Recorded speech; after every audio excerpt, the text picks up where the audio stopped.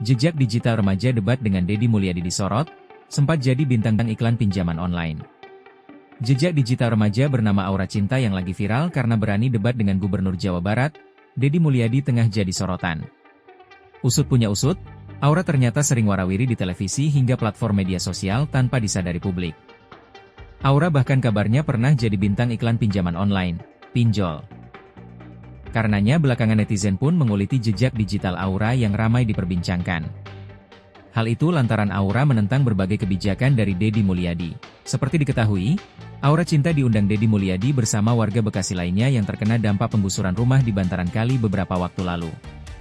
Rupanya rumah Aura yang terletak di Bantaran Kali ikut digusur tim Deddy Mulyadi. Hal tersebut sontak membuat Aura marah hingga membuat video protes akan kebijakan Deddy tersebut. Aura bahkan menyentil orang nomor 1 di Jabar itu dengan kritikan pedas. Menanggapi hal tersebut, Deddy Mulyadi pun mendebat Aura saat bertatap muka langsung.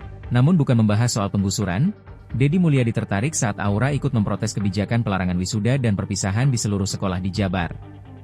Aura ngotot meminta Deddy seharusnya tidak melarang para siswa mengadakan wisuda dan perpisahan karena katanya tak semua anak berkesempatan untuk kuliah. Videonya berdebat dengan Deddy Mulyadi di YouTube viral hingga ditonton 2,2 juta. Sosok Aura mendadak viral. Belakangan netizen menguliti jejak digital Aura yang ternyata beberapa kali warawiri di televisi. Bukan remaja biasa, Aura nyatanya kerap mengikuti kegiatan syuting sinetron, iklan hingga acara hiburan. Hal itu terlihat dari akun Instagramnya. Aura membagikan beberapa cuplikan saat ia muncul di sinetron sebagai figuran. Aura bahkan juga pernah muncul di program TV yang dipandu Uya Kuya di Antv berjudul Garis Tangan. Namun dalam acara tersebut, Aura memperkenalkan diri sebagai Aura, wanita dewasa berusia 22 tahun. Sedangkan kepada Deddy Mulyadi tempo hari, Aura mengakui dirinya baru saja lulus SMA yang diperkirakan usianya baru 18 atau 19 tahun. Fakta tersebut diungkap netizen di media sosial yang membagikan tangkapan layar saat Aura muncul di iklan pinjol.